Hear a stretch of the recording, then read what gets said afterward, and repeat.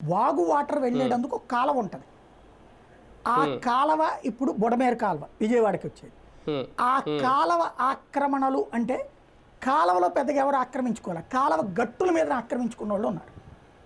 కాలువ గట్టుల మీద పాకలు వేసుకుని చిన్న చిన్న వ్యాపారాలు పెట్టుకున్న వాళ్ళు ఉన్నారు. అవి కూల్చడం వల్ల పెద్ద గొరిగేదే లేదు, ఎందుకంటే కాలువ వల్ల రాలా, ఇది బుడమేరు వల్ల వచ్చింది. కాలువకి ఉన్నటువంటి సమస్య ఏంటంటే ఎండింగ్ పాయింట్ క్లియర్గా లేదు. ఈ కాలువ ఇదివరకు ఒకటే రూట్, డైరెక్ట్గా కొల్లేరు రూట్. తర్వాత దానికి రెండవ రూట్ పెట్టారు, diversion canal, Budameru diversion canal BDC. అది మైలవరం రూట్.